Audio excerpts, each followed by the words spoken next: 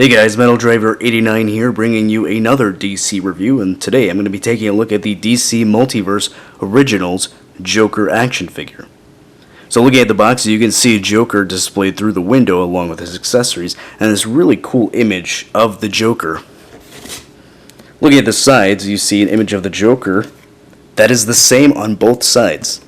Looking at the back of the box, you see the rest of the figures that are in this wave, which includes Batman, which I already reviewed, and Poison Ivy.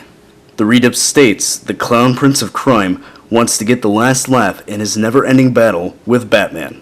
So as I mentioned in my Batman review, this whole line is based on the Toybiz action figures. So these are a throwback to those original action figures that I used to play with when I was a kid. Now, I never owned the Joker, but I did own the Batman figure. So this is really exciting. I can't wait to open this up. So let's go ahead, open him up, and take a closer look at him. Alright, now that we have the Joker out of the packaging, we can take a closer look at the figure. But first, let's take a closer look at the accessories that he comes with. So looking at the accessories, he does come with 4 separate pieces. So the first one he has is this really nice cane that has this cool jester skull at the top. So this is really cool. So for me, whenever I think of accessories for a Joker figure, I usually think of knives, a crowbar, and a cane. So it's good to have at least one of those items. The next pieces that he comes with this flower that goes on his chest pocket. And then you have this one that has a hole on it. So that is for this piece right here. So you plug that in, and what it's supposed to do, it's supposed to mimic what the original action feature does. What that original figure did was it shot out water from the chest or the flower piece that it had. So you had to put on like a water pack on the figure, and it would shoot this out. So this is mimicking that. So instead of shooting actual water, it just gives us a plastic water. In this case, it would be acid, I believe. So going back to the Joker, so then you can place that flower piece on his chest, like so, and then voila. You've got Joker shooting acid from his flower onto an unsuspecting victim. So that's really cool. And then you can take this off, and then what this flower piece is supposed to be for, so you put it on his chest. So then there you go. Now you have his flower on his pocket, which looks really nice. And let's take a look at the cane in his hand. That goes ahead and fits perfectly in his right hand. Let's see if it can go on his left. Oh, not really. So I really like the color scheme of this Joker. It's got a nice, kind of a darker purple, along with a blue vest and a orange shirt underneath. I like the blue vest because this is very reminiscent of the color scheme that Jack Nicholson had in the 1989 film. Normally what we would see in the comics would be a orangish vest. Instead, in the movie, he had a blue vest. And so I like how they went with that decision, especially since this is based off the 1989 figure from the original Toybiz line, and that Joker was based off the movie Joker, even though it didn't have Jack Nicholson's likeness. Segueing into his head sculpt, you can see that this is actually really nice. I like how it's painted. I don't see any sloppiness. It has a very comic book look. So it does not have a Jack Nicholson likeness. Again, this is based off the original Toybiz figure, and that did not have his likeness at all whatsoever. So I'm okay with this not looking like the Jack Nicholson one. Again, it has a very comic book feel, so this would be great with a comic book Batman as well. Look at the rest of the figure. You can see his coattails, got nice details around the jacket. His buttons, which is really good. Shirt is not too detailed. And then you've got pinstripes going down his pants. So I do believe this is pretty much all new sculpting. Maybe there are a few parts reused, I'm not sure, but from what I've seen in the images, this is the same body that's going to be used for the Alfred figure, which I'm totally okay with. It's just nice. It's got updated articulation, so we'll go over that in the articulation portion. But overall, I'm really happy with the way this Joker looks. Head sculpt came out very nicely with the paint. The only thing is the green paint is... Sorry, the green hair, it's just too... Maybe not too bright, but it is kind of... it looks very toyish. There's no shadowing or anything in his hair, but that's okay. It's just a minor gripe. It's not that big of a deal. And the shoes came out really nicely. You've got a little paint splotch there, which is unfortunate. Alright, now let's go over Joker's articulation.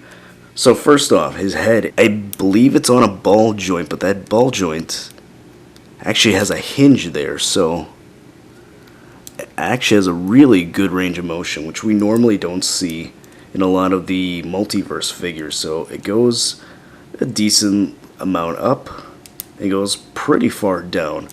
I do see that the hair is hindering the articulation, so if you were to move his head to the side, I think it would go a little further, so looks kind of creepy, but it works.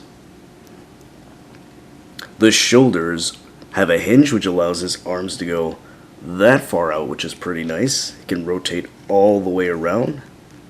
Bicep has a swivel. The elbow is double jointed, which has a very good range. That looks really nice. I love how the new multiverse figures have updated articulation. Now we're seeing a double jointed elbow there.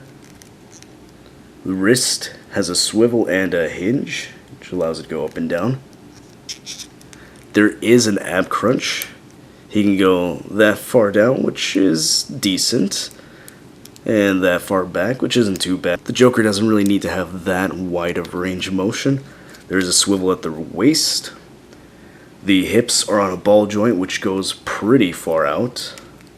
The leg can go that high up.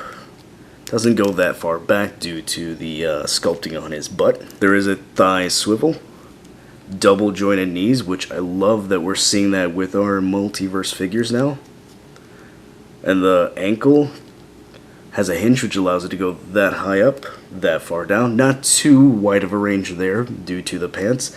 And then there is a, looks like a ball rotation at the ankle, so it does allow it to have a nice ankle pivot. As mentioned before, this Joker is based off the original 1989 Batman toy line from Toybiz. Unfortunately, I don't have that figure to compare it with, but I do have the Kenner versions. So Kenner took up the license after Toybiz shortly after, around I believe 1990 or 91, and then they released their own versions of Batman and the Joker from the film. So these are the Jack Nicholson inspired Jokers. So you can see there are similarities between these two Jokers. It does have a blue vest and the orange shirt underneath. However, the color scheme here is different. The pants are more pinkish and the top is a more duller looking purple, whereas this one has a little bit more vibrance on the purple.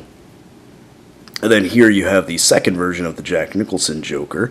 So it has a more accurate look, with the exception of the color of the pants. Joker didn't wear orange pants, it was more of a purple and blue color scheme. I think it was kind of like checkered or maybe striped, I don't remember. But yes, those are the two Jack Nicholson Jokers, side by side next to the new Multiverse Original Joker. Now here you have Batman falling, and here you have the new DC Original Joker Multiverse next to the DC Original Multiverse Batman figure. So this looks really nice next to each other. So you can definitely pass these off as movie-inspired Batman and Joker, even though they don't look like their actual counterparts, at least with the portrayals from the actors.